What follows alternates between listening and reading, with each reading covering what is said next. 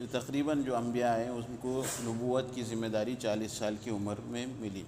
تو رسول اکرم صلی اللہ علیہ وسلم کو بھی یہ ذمہ داری جب ملنے والی تھی تو آپ کو اس ذمہ داری کے لیے تیار کیا جا رہا تھا۔ دیکھیے، جو بھی کام انسان کرنا چاہتا ہے، اگر وہ کام جتنا بڑا ہوتا ہے تو اس کے لیے اتنی زیادہ تیاری لگتی ہے، جتنی بڑی ذمہ داری رہتی ہے اتنی بڑی اس کو ادا کرنا اور تیاری کرنا اس کے لیے ضروری رہتا ہے۔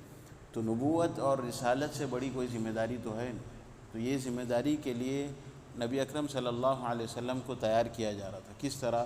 جب آپ جو ہے نبوت یعنی 40 سال کے قریب ہو رہے تھے تو آپ اپنے آپ کو اکیلا رہنا پسند کرتے تھے، آپ کو اکیلا رہنا پسند تھا، اسی لیے آپ غار حرا میں جایا کرتے تھے۔ غار حرا، غار کہتے ہیں کیو کو، یعنی پہاڑ کے درمیان میں ایک چھوٹی سی جگہ رہتی ہے، وہاں جا کے کوئی رہتا ہے یا وہاں جاتا ہے، اسے کیو کہتے ہیں۔ تو غار حرا میں رسول اکرم صلی اللہ علیہ وسلم جا کر 1 مہینہ وہیں قیام کیا کرتے تھے، اور یہ غار حرا مکے سے 2 میل دور ہے۔ آپ صلی اللہ علیہ وسلم ستو اور پانی کو ساتھ میں لے جا کر وہاں رہتے تھے، اور وہیں اللہ رب العالمین کو یاد کرتے تھے، عبادت کرتے تھے، اور یہ جو دنیا ہے اس پر غور و فکر کرتے تھے کہ یہ دنیا کیا ہے، اصل مقصد کیا ہے۔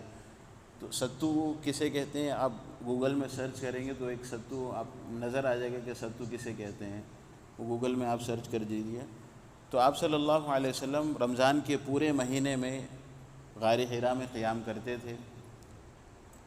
نبی اکرم صلی اللہ علیہ وسلم کی یہ تنہائی پسندی بھی در حقیقت اللہ تعالیٰ کی تدبیر کا ایک حصہ تھی۔ اس طرح اللہ تعالیٰ آپ صلی اللہ علیہ وسلم کو آنے والے کار عظیم کے لیے تیار کر رہا تھا۔ در حقیقت جس روح کے لیے بھی یہ مقدر ہو کہ وہ انسانی زندگی کے حقائق پر اثر انداز ہو کر ان کا رخ بدل ڈالے، اس کے لیے ضروری ہے کہ زمین کے مشاغل، زندگی کے شور اور لوگوں کے چھوٹے چھوٹے ہم و غم کی دنیا سے کٹ کر کچھ عرصے کے لیے الگ تھلگ اور خلوت نشینی اختیار کر لے۔ یعنی اسی کا تصور اسلام میں اعتکاف کے اس میں ہے۔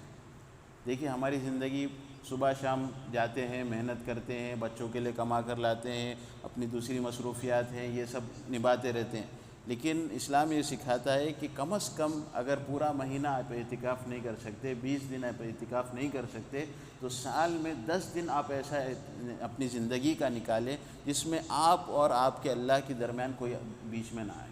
اسی کا تصور ہے اعتکاف۔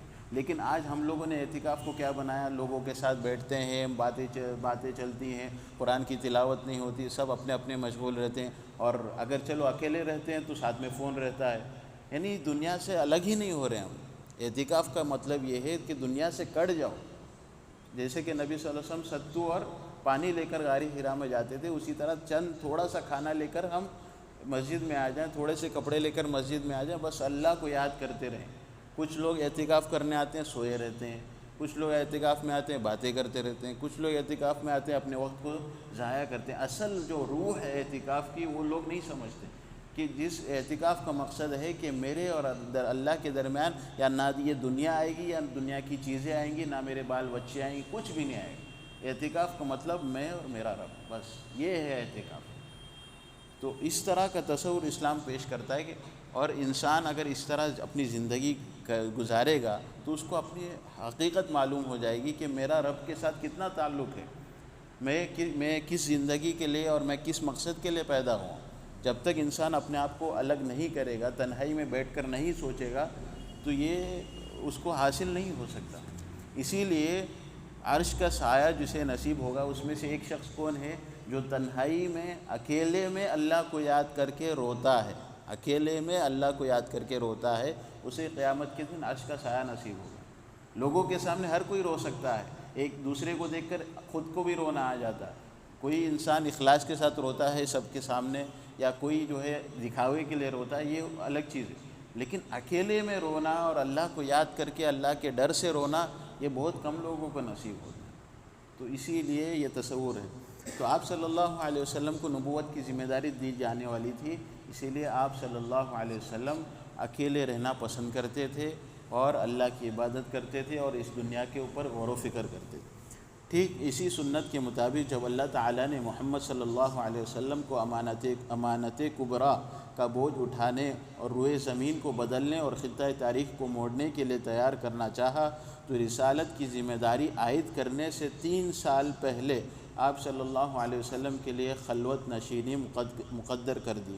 آپ صلی اللہ علیہ وسلم اس خلوت میں 1 ماہ تک رہتے تھے، 1 مہینہ تک رہتے تھے، یعنی نبوت سے 3 سال قبل، اور ہر سال میں 1 مہینہ آپ غار حرا میں جا کے قیام کرتے تھے اور اکیلے رہتے تھے۔